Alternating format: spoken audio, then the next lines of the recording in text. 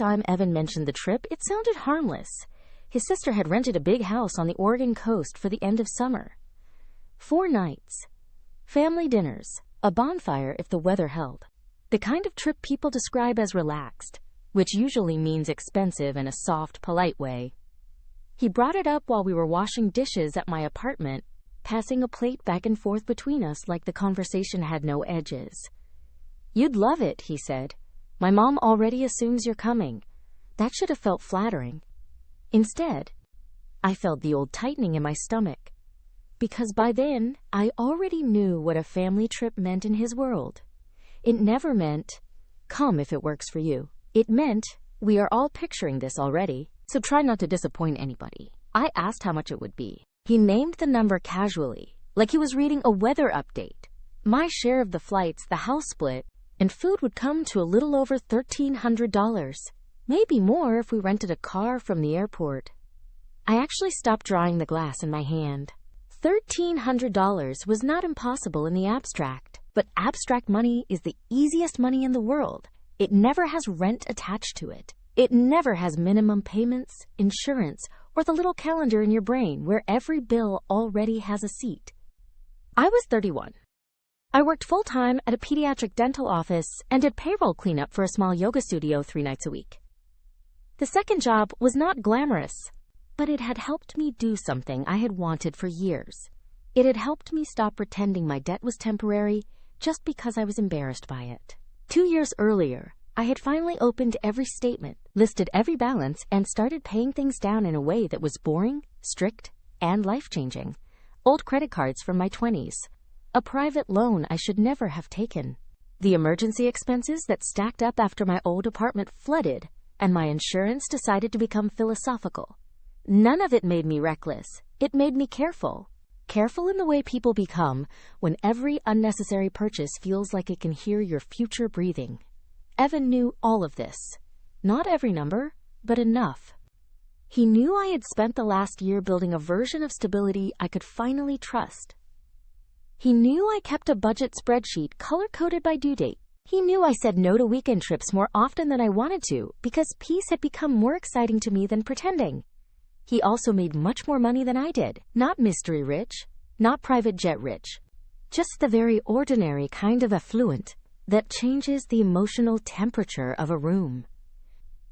The kind where a $300 dinner becomes not a huge deal, and airfare gets discussed like a scheduling problem, not a financial event. He worked in software sales, traveled for conferences, and once accidentally left a pair of noise-canceling headphones in a hotel room and shrugged in a way that told me we did not live in the same economy.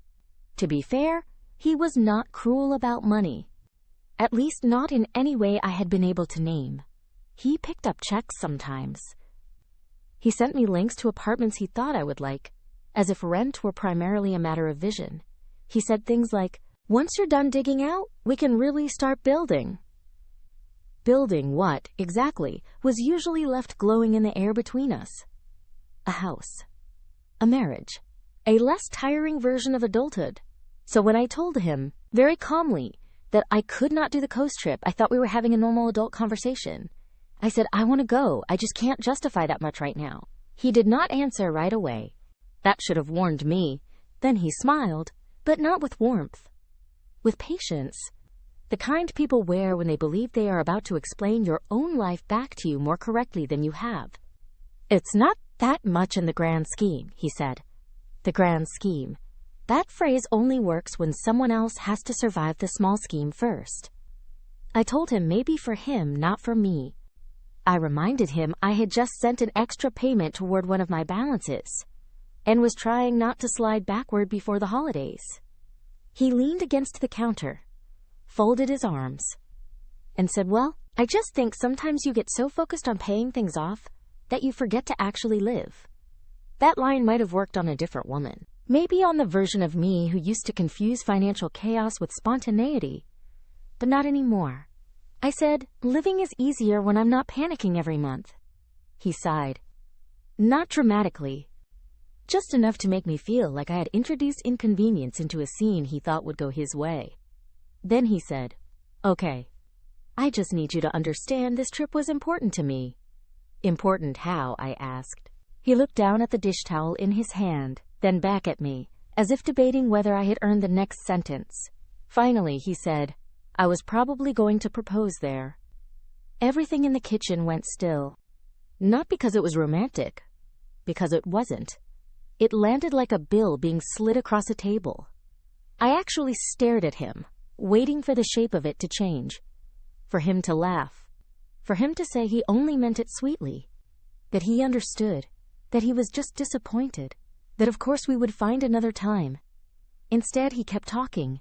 My whole family was going to be there. It would have been special. And now I feel like you're choosing a spreadsheet over something that really matters. A spreadsheet. It is amazing how fast a person can shrink your discipline into a punchline, when that discipline is the only thing keeping your life from wobbling. I said very carefully, Evan, if you wanted to marry me, we could talk about that without me buying a plane ticket first. He made a face.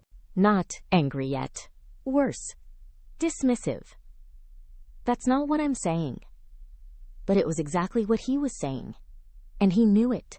He started pacing then, which always meant he was trying to turn discomfort into momentum. He said I was making it transactional. He said I was reducing a meaningful gesture to numbers. He said there was a difference between can't and won't.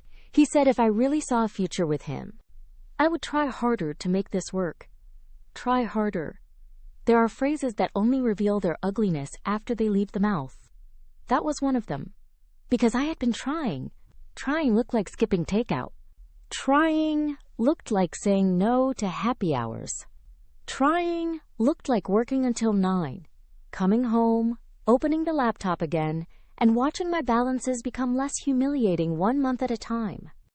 Trying looked like rebuilding my own trust in myself. But in his version of events, none of that counted. Because my effort was not visible in the way he preferred. It was not glamorous. It was not spontaneous. And it was not serving his timing. I asked him the question that changed everything. If I truly can't afford this, what exactly do you want me to do? He answered too fast. Put it on a card for now. Pick up a couple extra Saturdays. Ask your boss if they need coverage. You always figure it out. You always figure it out. Some sentences are compliments only if you ignore the labor hidden inside them. What he meant was, I have seen you overextend yourself before, so why won't you do it for me? I said, I'm not going back into debt for a trip. And he said it wouldn't be for a trip, it would be for us. That was the moment something in me went cold. Because that line sounded loving if you listened quickly, but if you stood still inside it, what it really meant was this. If the future matters to you, you should be willing to injure the present for it. A proposal, in his mind, was not an offering, it was leverage. I think he could tell from my face that the conversation had stopped moving in the direction he wanted. So he softened. Or tried to. He sat down, ran a hand through his hair, and switched to the voice people use when they are about to explain why your boundary is disappointing, but technically allowed. I just thought you'd be excited, he said. I thought maybe this would be the one thing you'd stretch for. Stretch. Such a tidy word. As if he was asking me to reach for a top shelf. Not reopen the part of my life I had worked so hard to close. I said, I am excited by the idea of a future that doesn't require a payment plan to prove I deserve it. He looked offended. Deeply, genuinely offended. As if I had taken something noble and dirtied it. That's unfair, he said. I'm trying to include you in something important. Include. Another word that sounds generous until you inspect the conditions. Because inclusion is not generosity when the ticket price is a test. Inclusion is not love when saying no gets treated like a character flaw. Inclusion is not safety when it disappears the second you refuse to overspend. He left not long after that. No shouting, no slammed doors, just a stiff goodbye and one of those kisses near the forehead that feels less like affection and more like a stamp someone applies to a document they plan to dispute later. When the door closed, I stood in my kitchen and looked at the stack of envelopes clipped beneath the magnet by the fridge. Electric, rent, Insurance. My last two balances, both finally small enough to feel beatable. I thought about how proud I had been the week before, sending an extra $300 toward one of them. I thought about the spreadsheet he had mocked, the one that had helped me sleep, the one that had turned panic into sequence. Then I thought about the proposal, or rather, the idea of it. If he had really wanted to ask, he could have asked anywhere. On my fire escape, at the park where we walked on Sundays, in the grocery store parking lot while laughing over a dented peach, at my apartment table with the cheap lamp I still hadn't replaced. People who want to offer you a life do not usually begin by attaching it to the purchase you already told them you cannot make. I did not sleep much that night, not because I was heartbroken, at least not in the cinematic sense. It was quieter than heartbreak, more clarifying. I kept replaying little things I had treated as differences in personality, the vacations he assumed everyone could afford, the way he once told me I was too disciplined to be fun when I left a concert early because I had an opening shift, the time he suggested I pause my debt plan just for 6 months so we could enjoy ourselves more, the way all of his future talk seemed to involve me becoming less careful, never him becoming more considerate. By morning I understood something I wish I had understood earlier. He did not see my caution as strength. He saw it as an obstacle. And because he had never had to build safety dollar by dollar, he mistook my refusal to self-sabotage for a lack of romance. Around noon, he texted, "I hate that our conversation got twisted. I was only trying to do something beautiful." Twisted. That word did a lot of work. It suggested there was an original clean version of the conversation that somehow got distorted in transit. But it had not been twisted. I had heard it clearly the first time. I wrote back, "I don't think it was beautiful to make commitment sound like a bill." He did not answer for an hour. Then came the longer message. "You're acting like I asked you for something outrageous. Couples invest in each other. I wanted us to share a special moment. I'm sorry you saw that as pressure. But honestly, it scares me that you can't step outside your comfort zone for something this important." There it was. The moral flip. He was no longer the man who had asked me to spend money I did not have. He was the disappointed visionary, and I was the frightened, limited woman who had failed the test. That, more than anything, made me calm. Because once someone starts translating your self-protection into emotional deficiency, you are no longer having a disagreement. You are being coached away from your own reality. I did not argue. I did not send a paragraph-by-paragraph rebuttal. I did not ask whether he truly believed what he had written, which was generous of me, because I suspect he did. I just said, "I think we want very different things from a future." He called immediately. I let it ring, then again, and again. Finally, I answered. He sounded wounded in the disciplined way some people do when they are trying to manage the optics of being the hurt one. "So that's it?" he asked. "You're ending this over one conversation?" "No," I wanted to say. "Not one conversation, one revelation. But what I said was, I'm ending this because of what the conversation showed me." He exhaled through his nose, a little laugh. No humor in it. "You're blowing this way out of proportion." "Maybe. But proportion depends on what you think the story is. If the story was only a trip, then yes. Maybe I was dramatic. But if the story was that the man who claimed to love me thought my financial stability was a negotiable sacrifice in exchange for his version of romance, then no. I was finally being exact. He asked if I was seriously throwing away a relationship because he wanted one meaningful family memory. I said no, I'm walking away because you wanted me to pay to prove I was worthy of one. He got very quiet after that. Then he said something I have thought about ever since. "I just wanted to know you were all in." There are people who hear that sentence and melt. I heard it and felt a door close. Because all in from the wrong person never means mutual devotion. It means demonstrate your willingness to absorb the cost first. I told him I had spent the last 2 years becoming someone I could trust. I was not about to betray that woman because he confused sacrifice with love. He said I was being cold. I said maybe. But cold is sometimes what clarity feels like when it has been forced to arrive late. We ended the call without resolution. No theatrical final line. No apology, no sudden wisdom, just the clean sound of two futures stepping away from each other. A week later, a mutual friend told me he still went on the coast trip. His family asked where I was. He told them work got busy. That detail did not hurt the way it would have once. It just confirmed something. He had wanted the picture, the family house, the ocean, the ring, the story about how it all happened.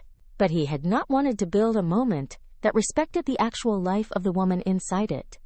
And if the story requires me to become less safe, less honest, and less stable so it can feel romantic from far away, then it is not my story. It is his advertisement. The strange thing is, I did not feel devastation afterward. I felt embarrassment first, not because I said no, because I had almost been flattered by the threat. I had almost treated, I was going to propose, as proof of love instead of what it really was in that kitchen. A bargaining chip wrapped in velvet language. But once I saw it, I could not unsee it. And that ended up being a gift, not the kind he meant to give. Obviously. A better one. The gift of understanding that a future worth having will never ask you to destabilize yourself just to audition for it. A month later, I made the final payment on one of my balances. Not all of them, just one. But enough to close an account and sit very still in my chair afterward. I printed the confirmation, folded it once, and slid it into the back pocket of the same spreadsheet binder he had laughed at. Then I made myself tea, opened the window, and let the room stay ordinary. No ocean house, no family applause, no ring in a box, just peace, earned honestly. And for the first time in a long time, that felt expensive enough. Thank you for watching. If this story pulled you in, do me one favor. Hit like, subscribe, and turn on notifications so the next one finds you the moment it drops. Remember, nothing is ever just what it seems. See you on the next one.